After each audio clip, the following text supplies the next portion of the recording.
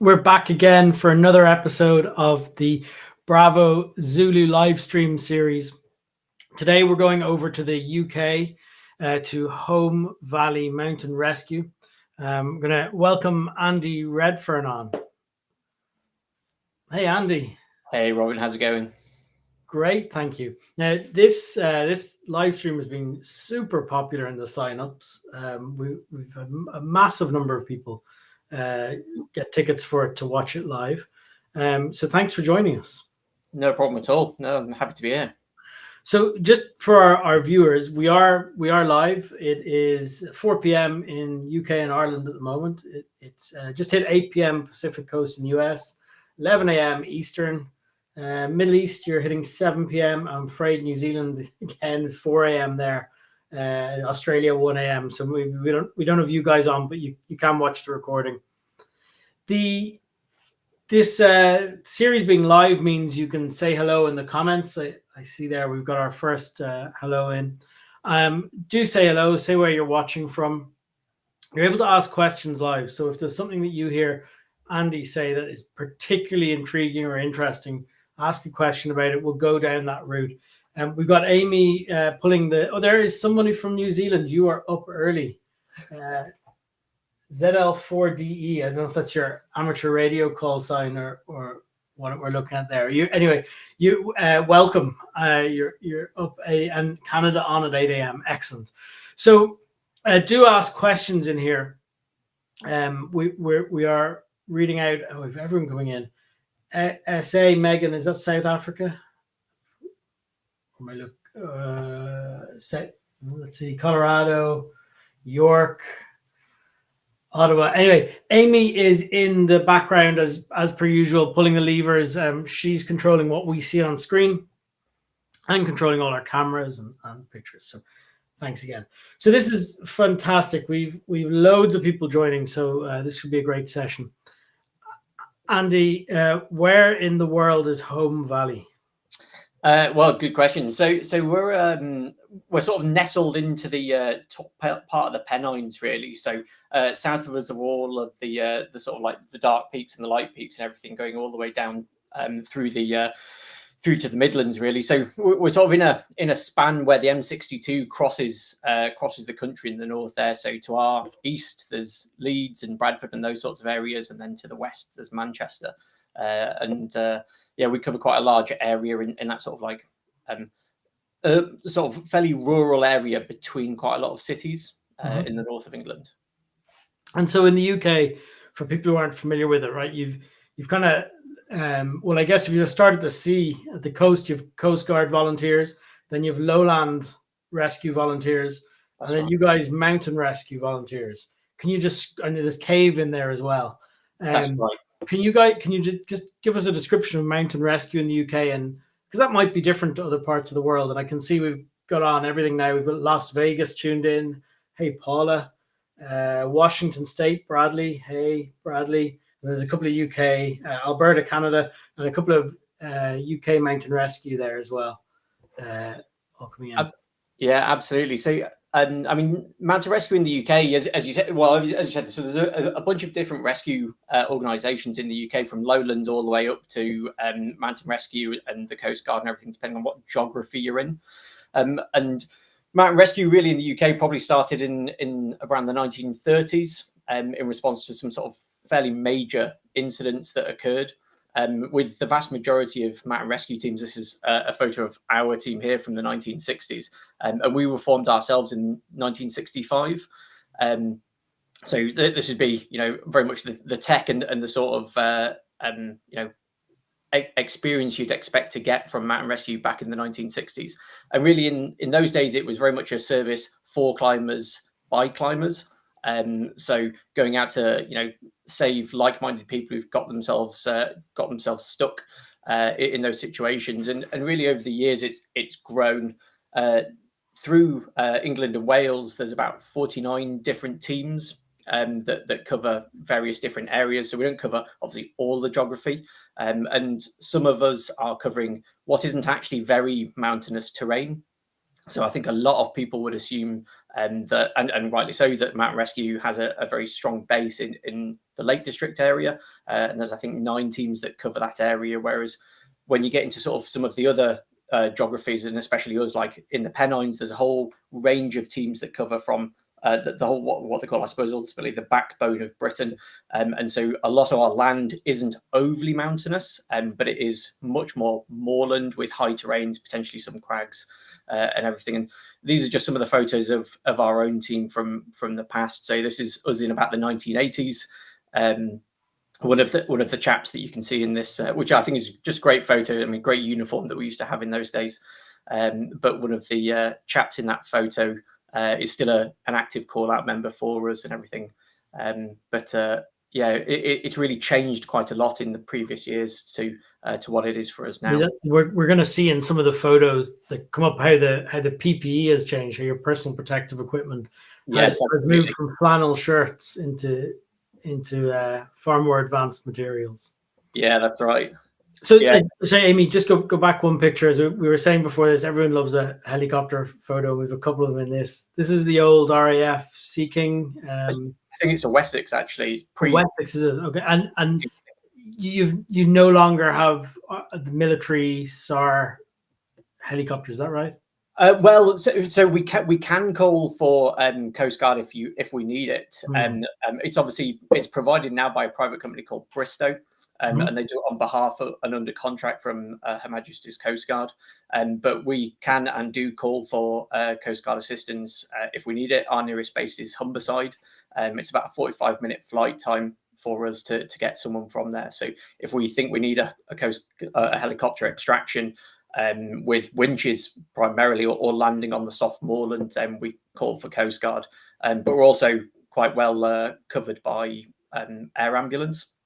And there's a Yorkshire Air Ambulance, also another charity. I was going to say, I'm also another D4H user. Right. Yeah. Yorkshire Air Ambulance are with us a long time. Right. Yeah. And we've used them quite a few times to come and help us with an extraction of a casualty. Excellent. Okay, let's keep going here. The old Land Rovers. Yeah, sadly that one has also gone. Yeah, this is us relatively recently. So this was, I think, about 4 years ago. A photo of us. Just at the end of a training exercise. Sadly, our Land Rover featured in this photo has also since retired from service. That they do tend to form holes in quite the most obscure places to Land Rovers, and so sadly it's no longer with us. And we have a similar Isuzu pickup that's in the background to that photo. We now have 2 of those instead. Very good. Just talk us through the kind of equipment or the PPE equipment that you'd wear when on a call out. What are we looking at? Yeah, so I mean that's very much this was actually at the end of a rope exercise that we had been doing. So this would be standard sort of attire for us, and it was this was actually there was snow showers on that day, but we in our team at least have a policy of whenever we're working near edges or using ropes and carrying stretchers, that we'll always put on a helmet. So you'll see us all wearing helmets. Obviously, we would also have goggles and gloves and all that sort of stuff issued for various things like that. Especially working around helicopters, you have to have goggles and eyewear on. We also always tend to wear long trousers, and then obviously we've got a range of different jackets for different conditions. So quite a lot of the folks in this are wearing the Dana waterproof that we've got, but then there are also other ones of sort of different grades of warmth. And in the winter, in the colder months, we've got things like a buffalo jacket, like one of their mountain shirts, which is really good for that sort of stuff. And then also we've got some Helly Hansen ones, which are sort of similar insulated jackets. But mostly, and we do have a policy, as I said, on trousers as well, really, because when you don't really know what you're going to come across when you're actually out on a call out, and whether or not it's going to be particularly brambly, or even into when you dive in and tabbing through some of the forests, there can be quite a lot of stuff that's going to scratch your legs. So we tend to avoid wearing the likes of shorts and just keep good quality boots and gaiters if needed as well. And just I can see, for example, we've Charlene just joined there from California. Yeah. Well, I'll convert it to Fahrenheit for you, but what temperature range are you talking about? Yes, I mean, obviously, in the peak summer the other year when there was an absolute heat wave, we did get up to about 35 degrees here. But I mean, the general summer temperatures for us are, 25, maybe late 30s or late 20s probably. I would suspect, and then in the winter it can get very cold. So well below zero, but -4 probably. So for the folks in North America or in US, that's 25 Fahrenheit up to about, let's say, 80 Fahrenheit. So give you a sense of what they're operating in. Quite a wide range. Yeah, absolutely. Yeah, this is a picture of our area as well, so you can see the sort of length of the or the run that we essentially have. So give you guys an idea that, so where it says Marsden on the left hand side of that area there, that's where our base is actually located. So it doesn't, obviously this isn't a topographical map, so it doesn't really give you an idea of the heights, but it's very moorlandy in the Marsden and sort of Holmfirth and towards the Huddersfield area, and then actually it flattens all the way out towards Pontefract for us. But to drive from Marsden to Pontefract would probably be about a 45-minute to an hour's drive. Even if you jump on the M62, which is obviously the motorway that cuts through our patch. So it is quite a long run for us to get all the way to the east side. Where's your base in there? So it's in Marsden, which is on the left. Okay. Yeah, that's right. And this is the south and east side of the county of West Yorkshire. So the north side is covered by another mountain rescue team. So actually on pretty much all sides, more or less, we're bordered by another mountain rescue team. We work really closely with them. So we have Calder Search and Rescue to our north, Oldham and to our west, and then Woodhead to our south. So there's quite a lot of teams that work in the same sort of area, but we have distinct boundaries.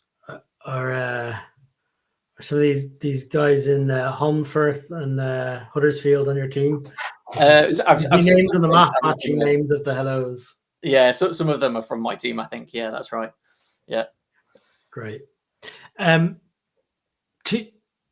you've been. We were, one of the questions I was going to ask Andy was, what did you do before D4H? And Andy, you were saying you have no idea. Well, that's right. Yeah, D4H use within our team predates my joining. I've been in the team for 7 years, so I'm not actually sure what it was that we were using beforehand. But yeah, it's been one of those ones that's been long lasting for us at least. But now these stats have come out of D4H. Yeah, in prepping for coming on your live stream, I just thought I'd pull some latest numbers for you guys on this, and they're very easy to get out of D4H, and we'll probably talk about some of our use of the software and everything. And one of the things that we do use it for is logging essentially every single thing that we do.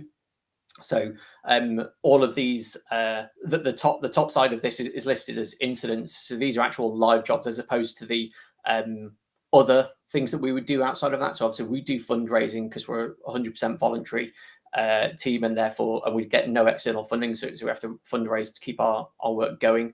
But if you look at the numbers here, you can see the sort of range of work that we do. So all of these are incidents. So 53, 72, 90. Different. It varies quite substantially based on year, but mainly only because in 2020 and 2021 those were during lockdown. So what the COVID bump everyone got. Well, so it was interesting, you see, because I think if you look at the national statistics for mountain rescue teams, we as sort of a regional team away from the Lakeland area saw a bump, but actually a lot of the Lakeland teams saw a dip, mainly because people were unable to travel because there was a lockdown on how far you're allowed to go. And it comes back to that geography that I was mentioning before. We've quite a few large city areas around us, so Manchester to our west and Leeds a bit to our northeast, and even Sheffield further down to our southeast. And therefore, where what I sort of tend to describe as being an anti-city, with a sort of area in between cities. And so there's a lot of people live in our area and then commute into to work outside of it. So we actually had quite a large population that were just trying to experience the outdoors in their own backyard, as it were. And that I think is why you see that 90 from 2021. We had lots of reports of a bump happening as well, because there was a lot of third party people calling on behalf of the people. I think they're in trouble, and they're watching out their window, someone on a hill or somewhere, and thinking, well, there's not normally people there, and I'm on lockdown in my house. Yeah, I think they're in trouble. Yeah. A lot of that went on. Yes, I mean, that I'm not sure whether or not we saw any specifics of those, but obviously, to call us, we obviously get it filtered to some extent through the police, so they normally at least de-risk it for us before we get called out. How do they call you out? What's the call out procedure? Yeah, so for UK Mountain Rescue, you dial 999 and ask for police, and then request mountain rescue from the police. So we tend to work under their banner, as it were. How do they call you guys out? How do they get in touch? What happens? Yeah, so we have a system called SAR Call, which is essentially like a pager service, more or less. And so the police control room, as well as the ambulance service control rooms, have access to that. And they just essentially send a text to the leadership group of each individual team, depending on which area is getting called out. So for our team, that's myself and our team leader, and then 6 other assistant leaders. So we get a text message into our phone which says essentially call either the ambulance service or the police with a bit of information about what they require from us. And then we from there basically kick the team out. So if we need to go, then we'll send a standby to the whole team and put our volunteers on standby, ready to go. And then we'll work out exactly where we're going, all the logistics around it, but aim to tip the team out for an ambulance job, within a couple of minutes, from receiving the call from the ambulance service to getting ourselves underway should be, I think, 4 or 5 minutes ideally. For police work, tends to be a bit different, a bit longer, of course, because we might need to put a search plan in place depending on the work that we're trying to do on behalf of them, because our work can be quite varied, really. I know you're in software, Andy. As a profession, it's interesting you hearing that. We had a design meeting this morning for our alerting product that we've just launched, and for anyone who's watching and hasn't seen it yet, it's a bit like Andy's describing with SAR Call. It lets you page out your team, so it's the D4H alerting.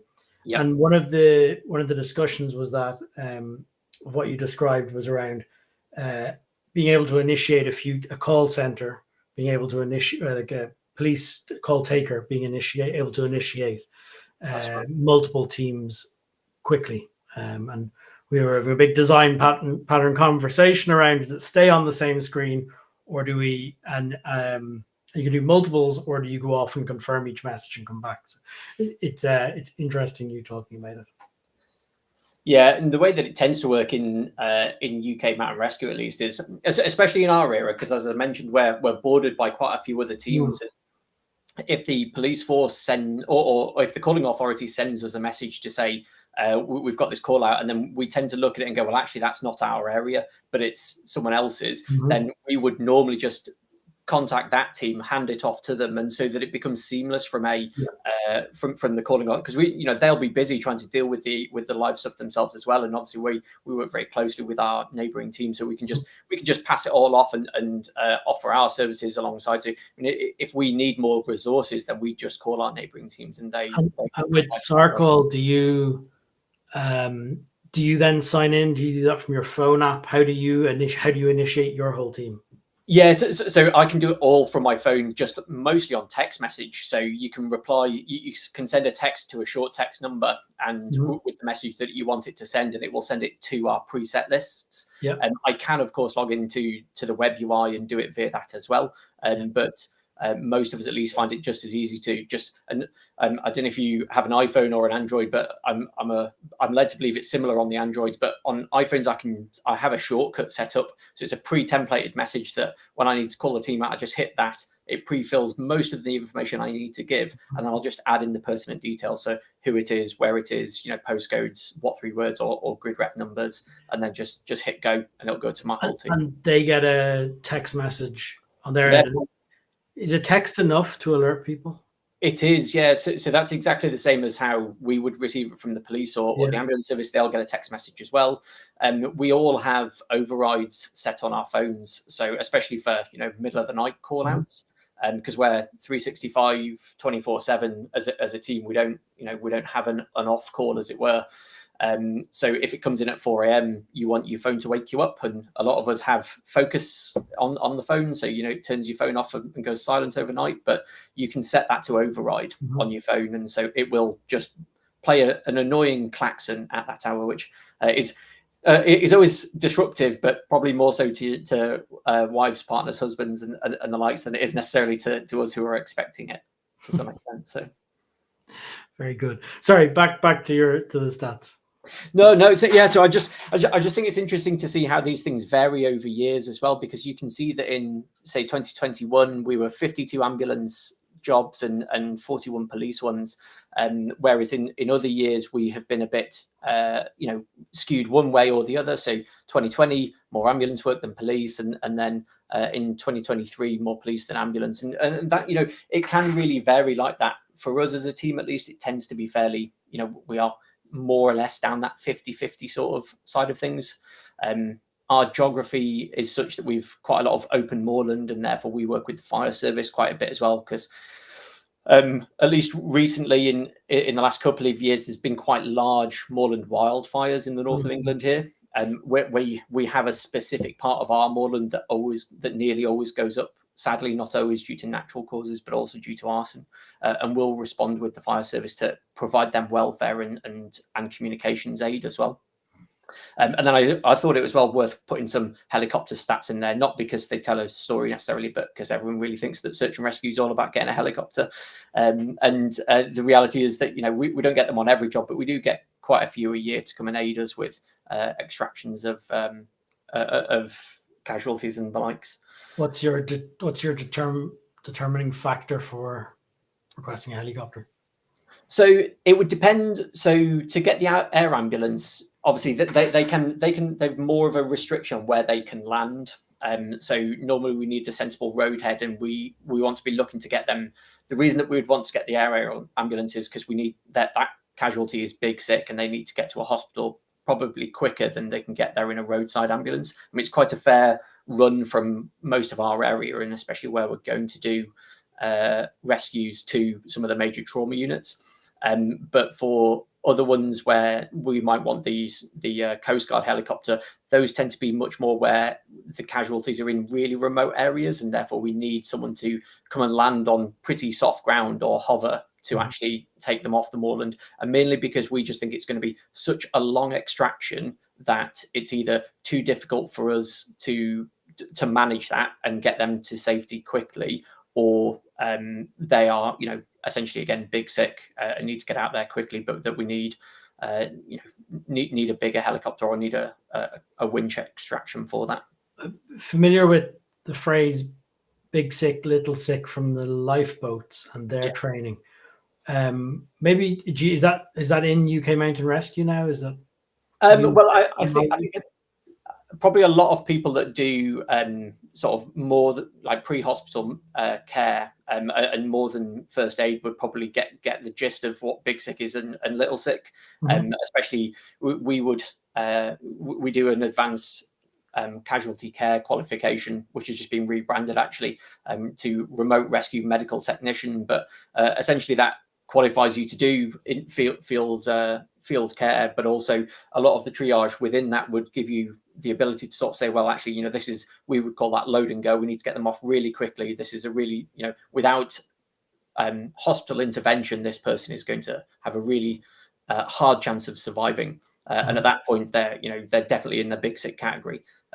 Some other injuries could be, borderline for that sort of stuff. Lower leg injuries might be ones that that person isn't going to be in immediate danger. You can take longer to get them off. But if it was, say, like a femur break, then that's potentially a very serious injury. So, as volunteers in mountain rescue, I assume some of you operate under NHS license to provide medications or anything, or like Oz off duty NHS or anything like that, or how does it?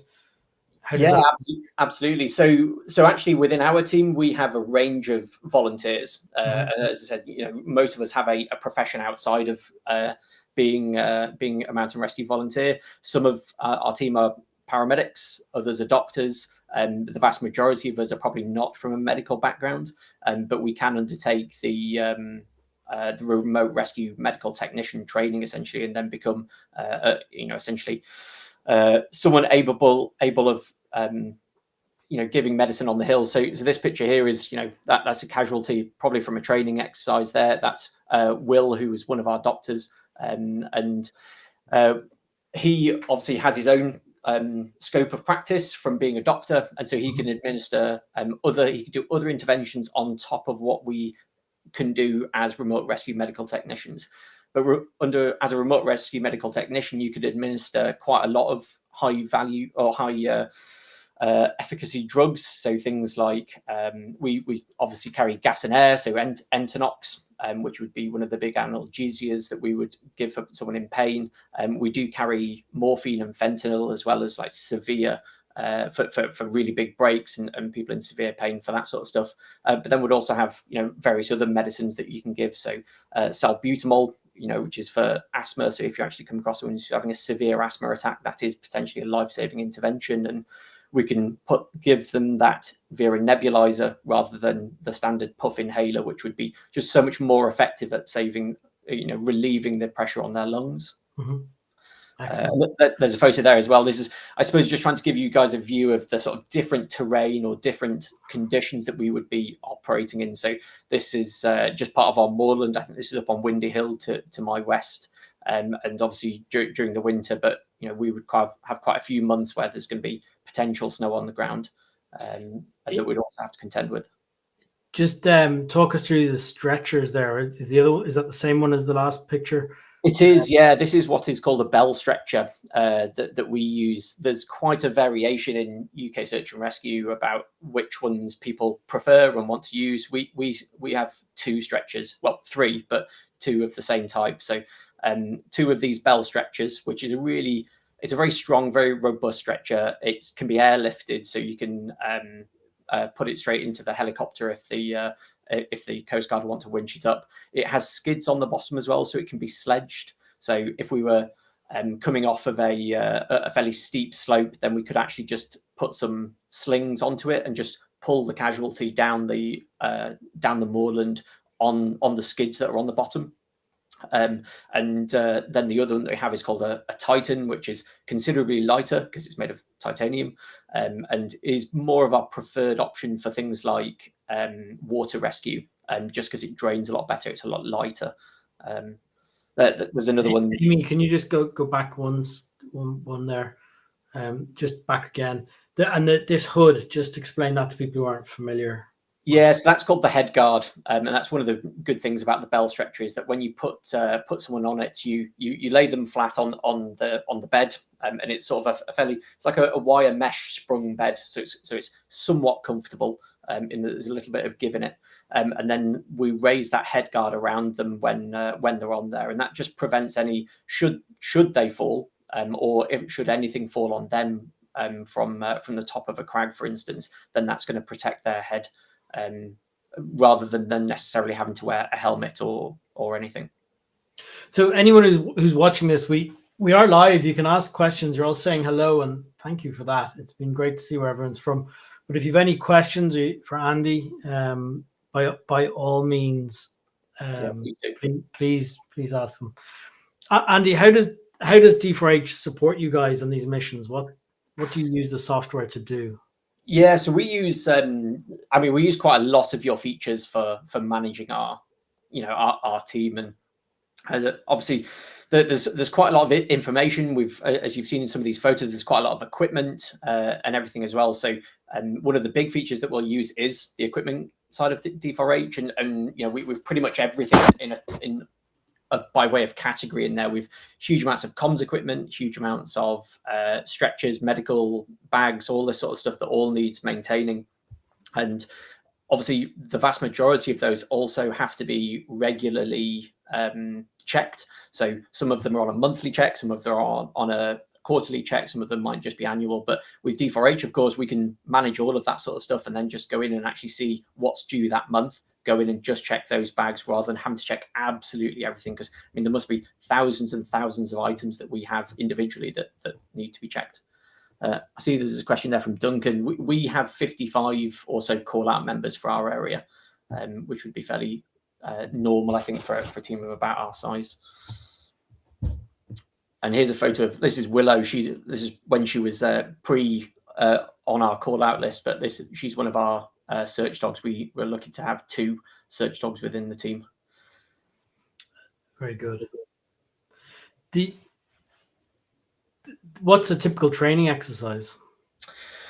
So this is an interesting thing for us as well. We've recently changed the way in which we do training and way in which we monitor and manage the competency of our members.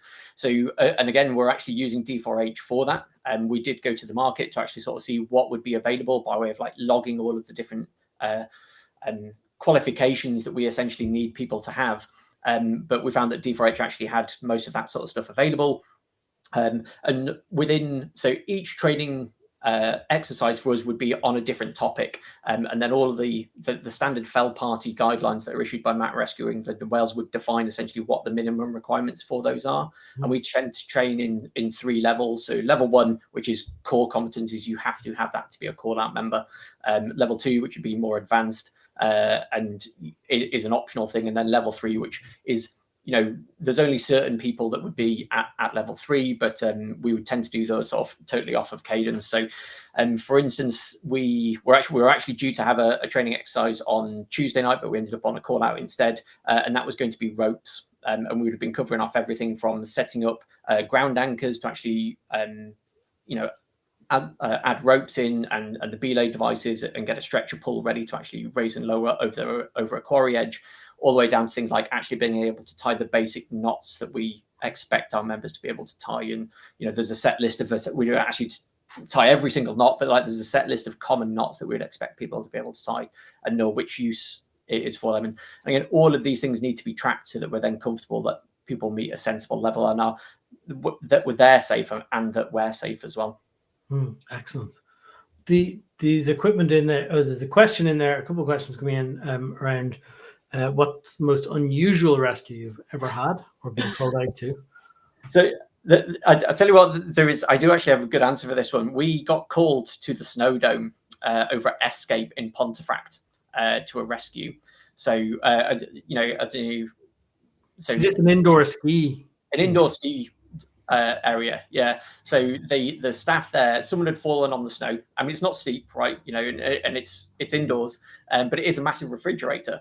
And someone had fallen on the ice or on the snow, and the staff deemed that they needed an ambulance, and they rang the ambulance service. And I think the confusion happened because it was classified as low risk because she was indoors, but that sort of didn't necessarily take into account the fact that she was inside what is a refrigerator, essentially.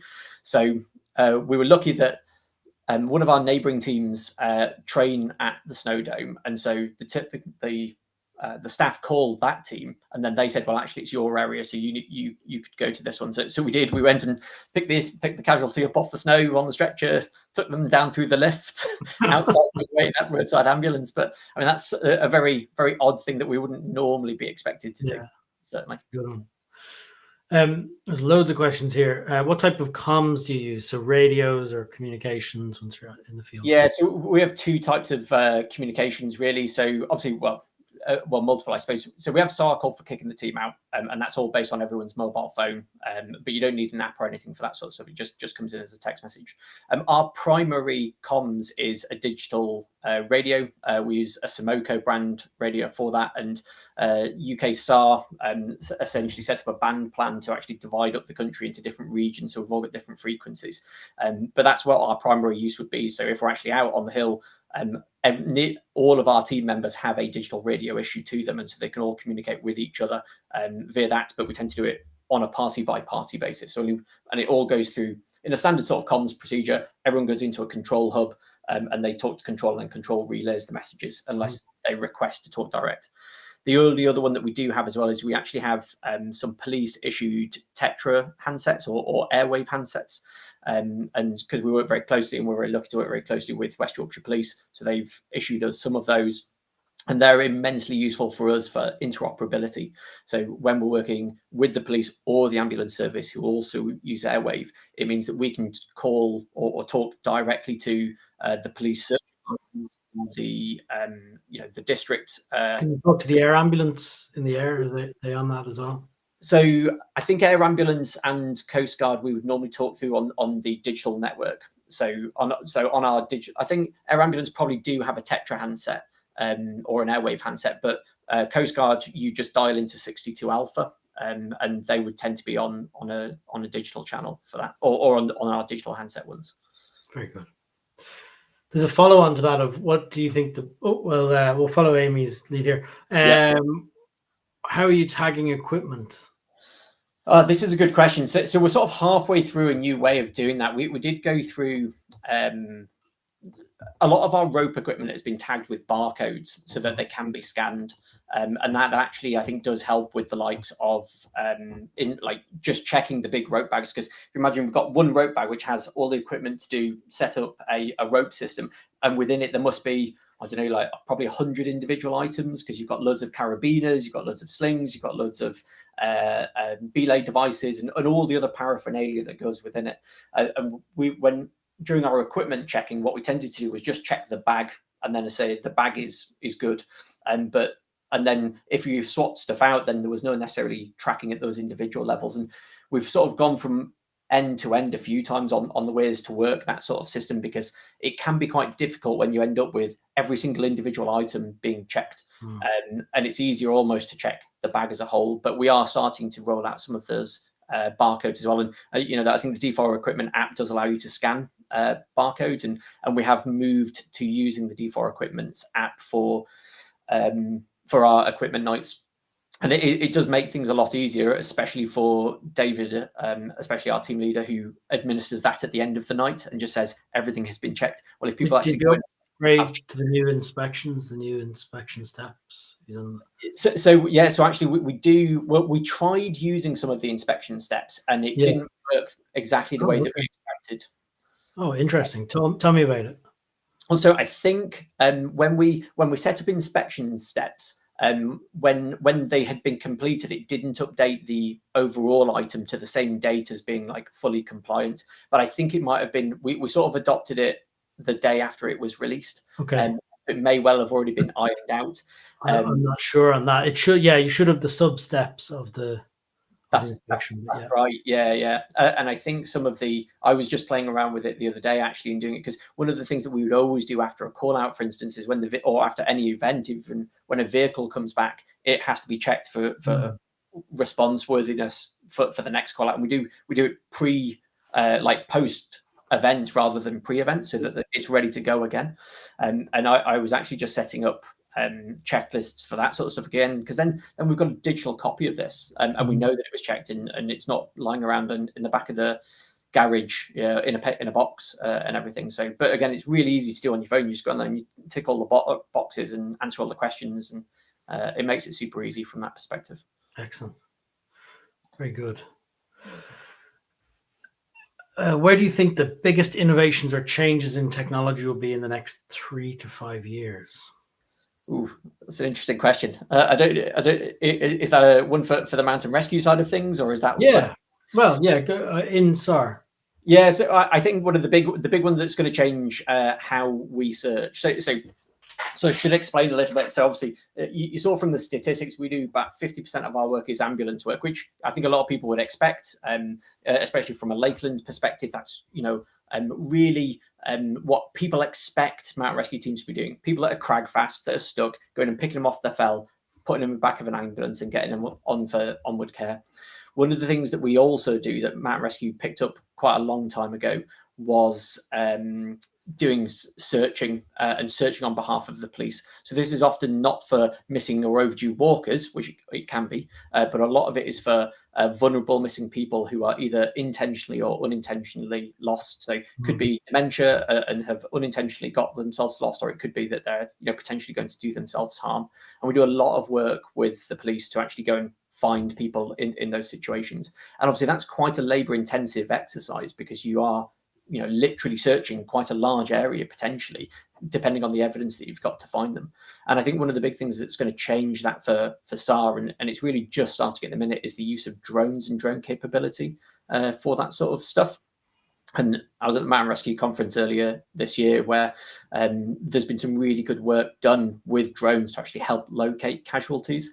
And obviously, a drone, and especially one that's been programmed with a flight path, can go and search that area with real great success and tab over quite hard terrain a lot faster than me or you or quite a lot of humans can. So that, I think, is going to make a massive difference to voluntary search and rescue like ourselves. I mean, obviously the police and the ambulance service and the fire service have them, but I think for search and rescue, that'll be a big change as well.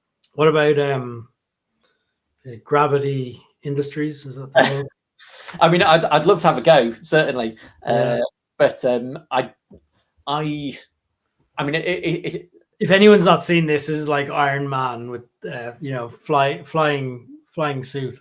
That's it, and I think it was I mean, obviously it was a marketing stunt for Gravity as well, where they went up to the lakes, I think it was, and showed how it would be possible. And it is absolutely a great idea, but I suppose that also assumes that the quickest thing that you need to get there is drugs or an intervention, which is probably, in some cases, that is absolutely true, but also you do need to get that person off, and the only way to get them off often is to get a whole team of people there to get them packaged on certain equipment like a stretcher, such that they can be either put in a helicopter or taken off. So it's great tech.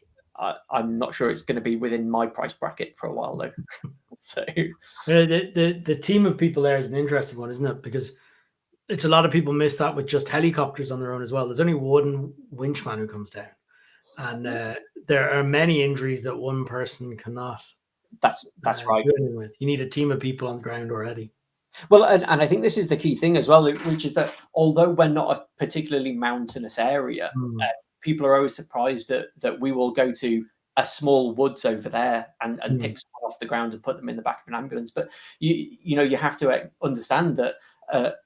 I mean, and we work really closely with YAS and the Yorkshire Ambulance Service, and they're fantastic. But at the end of the day, even if they deploy 2 ambulances and a rapid response, so 5 people, they still only have a wheelie stretcher, which doesn't really go very well in mud.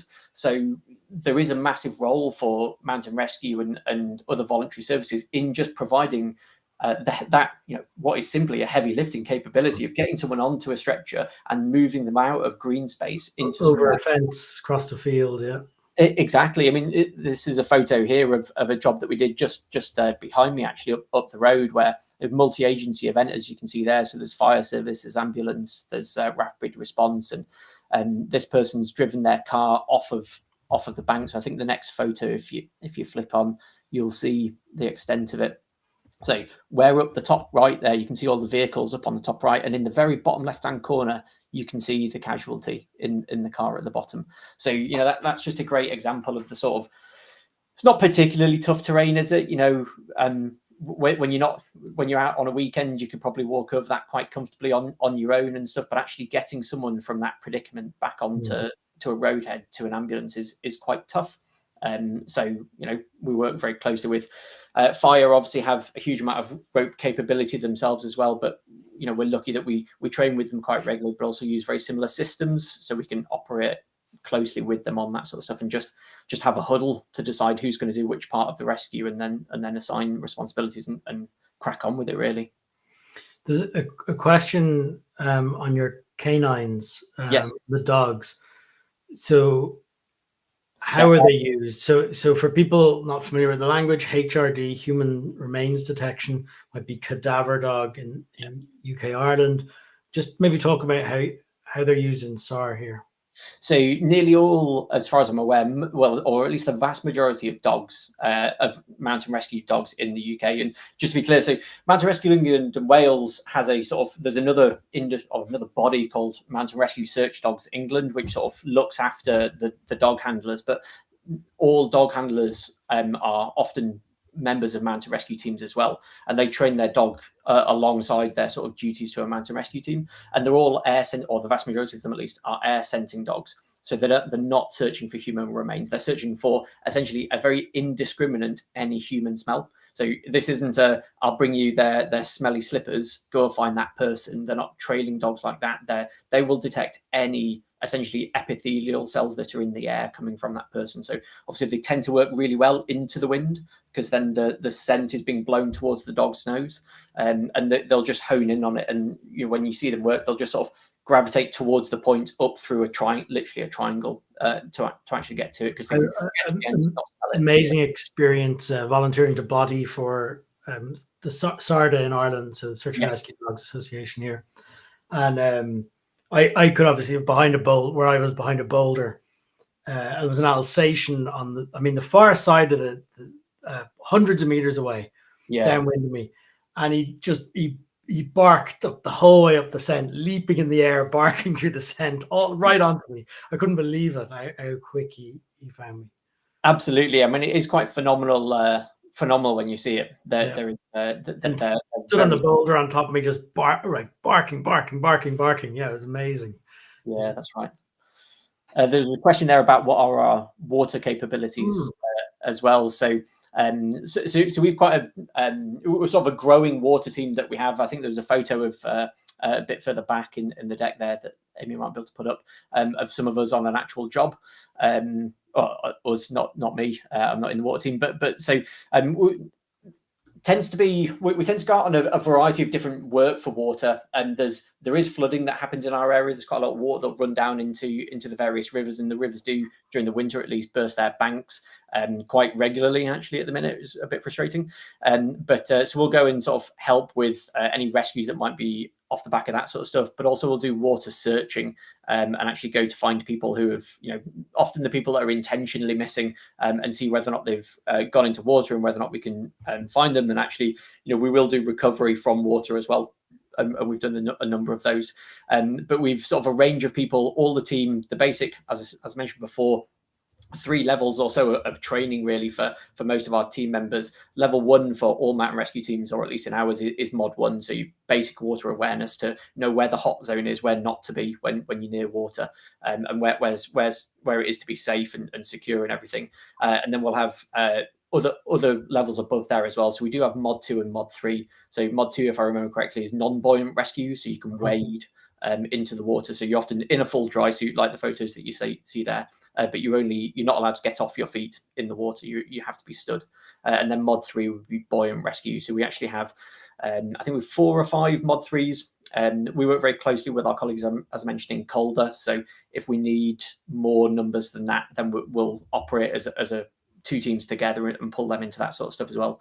But with a number of sort of inflatable sleds. So we've no powered boats, no engine or anything, but we have an inflatable water rescue sled, which is essentially a working platform that you can paddle from and recover stuff to and operate safely from. We'll start wrapping up some of these questions now. There was a question from Anthony Zorn on, do you use cost codes? Now, I'll translate this a little bit for people. When you mark somebody as attending in D4H, you can set an amount per hour, meal allowances, mileage, all these kind of things.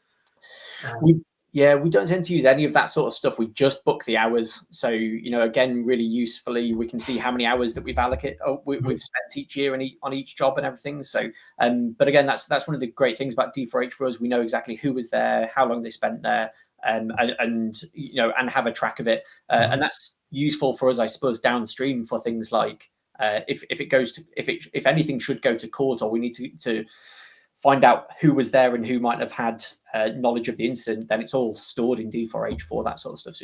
So we see that around the world. There'll be some countries it's all about volunteers' hours.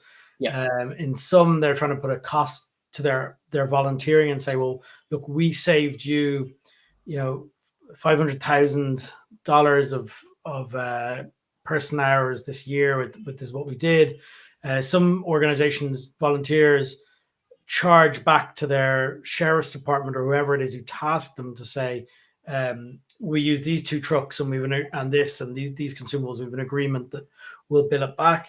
And you jump to Canada, and Canada as volunteers get all their expenses paid. It's fantastic there. We have a large central government grant that pays a lot of them for their hours. They do actually track costs as expenses.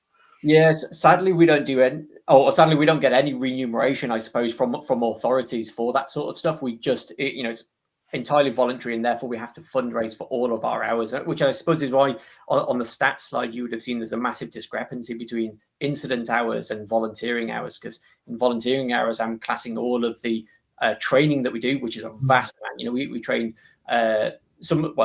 twice a month, so Tuesdays and a Sunday, but then some of us do, if you're doing level 2, level 3, then there's often even more than that. But also the fundraising hours will be allocated into those volunteering hours as well. But again, at least we can track all of this. And again, that's the other thing with D4H. We use it as a diary for that sort of stuff. All the incidents go in there, so we know exactly who was on the job, what the nature of the job was. We save down all the information from it, so any GPS tracks that we've done on searches or anything like that can all get saved in there, so that we've got a record that we can pull up that's digitally saved and is there for a good amount of time should we need to refer back to it. But also things just basically like, well, there's a fundraising event on this weekend and who's going to attend. Well, we put it in there. It drops into everyone's calendar. You get it into your iCal feed. You can see it. I can see it. My wife can see it. Everyone else can see it. It just really helps, I think, outside of your professional and personal life to actually have that visibility on stuff. There's a question here in from South Africa. We'll do 2 more here. Off-road capabilities. I think we've talked a little bit about the Land Rovers. That's right. Yeah, so we don't have any Land Rovers anymore. We've just got Isuzu pickups, both of which are obviously 4-wheel drive, but they are totally capable of going off-road. They're decked up with snorkels and wading gear for water, but also and skid pans and everything, but also obviously big chunky tires for going up onto the moors and everything. And we do. Mountain Rescue England and Wales traditionally would have put on things like 4x4 training, and there's sort of less of that about, but you can opt to put your team members through 4x4 training of different types and everything as well. So we have a number of people who are, qualified to drive off-road, as well as, we've all got a license more or less to drive on-road. But we would prefer that all the people driving our vehicles off-road have a 4x4 ticket as well. Yeah. There was a question earlier around where's technology going in 3 to 5 years, and see David Honor said AI support. So what would AI support in D4H look like? Ooh, well, that's a good question. Well, AI is a real hot topic at the minute, isn't it? Everyone thinks that they need an AI to solve some sort of problem. As you said, I sort of work in software, so I have a different view on this sort of stuff, because I would rather someone presented. That's why I'm asking you. Problem, and then I would say, well, I wonder how AI can help us fix that sort of stuff. And my opinion with AI, at least in its current guise, is that it helps solve. But sort of the menial and the repetitive, large amounts of processing where human error can really creep in. If you have an AI that does repeatable tasks like that, then actually your output is probably substantially better, because there's very much a sort of like attention fade, I think, that you can use AI to combat. I'm not 100% sure where that would fit for us right now, but if there is processing of data, then that is inevitably a great place for that sort of stuff. David, you'll have to email us and say what we can do for you with AI. Interested to hear. So obviously, as you said, you've been using D4H since you joined Mountain Rescue or Home Valley Mountain Rescue. That's right. What's irritated you about it? What would you like improved? What features do you need? So I think I had a quick think about this in advance, and as I mentioned, there was we had a few niggles when we implemented some of the equipment stuff, and I think that the one thing that we've still not nailed, and this might be us through trialing, or necessarily it could be a joining of forces with exactly how to implement it, is it's down to that lower level of inventory tracking. Sometimes we did go quite to an extreme once with how we tracked all of our items. So in a medical bag, we would have had essentially every bandage tracked and its expiry date, which was before, especially you put in some of the inspection side of things, just way too complicated for us to actually then go and check that item. And whereas because things do now nest and group, I think that that is improving, and we've not gone back to that extreme now to actually go and be able to tick off that bag. The best way we've seen that actually is that only the bag has an expiry date. Yes. And the next expiring thing is noted of what it is, versus every item in the bag having an expiry Otherwise, it can get unmanageable if you're not doing it as a daily thing. And that's Robin, and that's what we've fallen back on now, which is we just put the bag. Most of our medical bags, for instance, have to be checked monthly, but we do note the expiry of like the drugs, for instance, as the one most close to expiry, and then we know that if it hasn't been checked by that point, this item will have to be done. So we're mostly tracking that sort of stuff in notes at the minute. One of the other things that we've been really pleased with so far, I think, has been the qualifications side of things. That's been fantastic because, as I said, this year we've totally revamped how we're tracking that. We used to just do, qualifications based on attendance. So roughly, if you'd got about 50% of attendance at training, you were kind of okay. But that really is so, it's so fraught with gaming the system. Not that people were, but it's just so inaccurate that we've now got everything listed out as individual qualifications. And then the great thing about it is that, we can say that this training event is going to cover these qualification topics.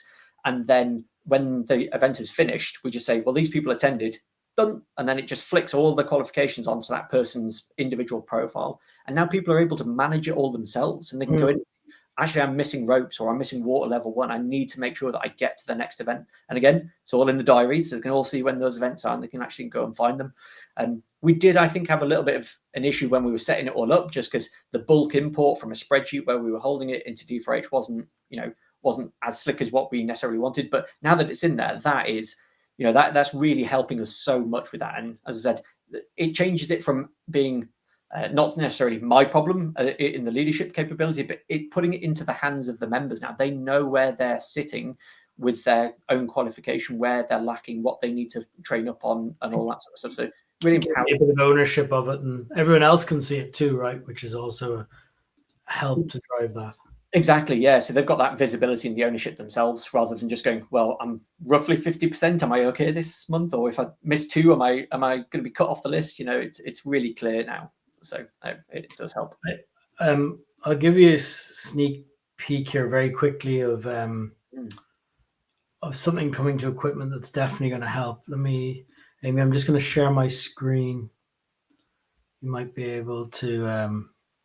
This has just gone into our test by our customers team, which is where they're starting to write all the documentation. So functionally, I think a lot of it's there.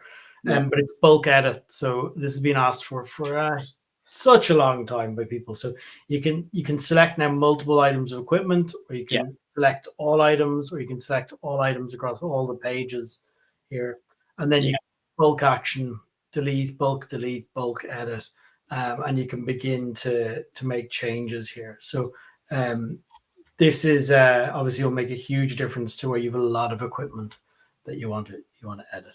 Yeah, that could be very useful, I think. I mean, certainly, in the past we've had, and I think my team leader has certainly spent a lot of time in deleting loads of old records and stuff that were just out of date. And, with the best will in the world, we set it up with good intentions. But then again, because we're not full time at this, we're doing it in our own spare time. Actually maintaining a system can sometimes be as laborious as well as you make it, I suppose. But bulk actions like that would probably be, super useful next time we've got ourselves into a pickle. Thank you so much, Andy. This has just been fantastic. I'm reading through all the comments of people thanking you, and it's great. I love the comment. I don't know how I got here, but this is a great topic. I'll put that as a badge on my review page. Yeah. I'll answer one last one there, which is what's the D4H app going to look like, i.e. the call out method. And it will be part of the D4H Operations Center app. Once a user has that, they'll be able to access the bits they've got licenses for. But that will do push notification, critical alert. There'll be an inbox there where you can see all the past alerts that you got as a member. And there's a couple of bits more functionality, but that's where we're pushing it to. So that's ready to go shortly. It'll be by the end of the year. Thanks again, Andy. It's great. Love the chat. No, my pleasure. Thank you for having me, Robin. Yep. Well, see you again soon. Thanks. See you all.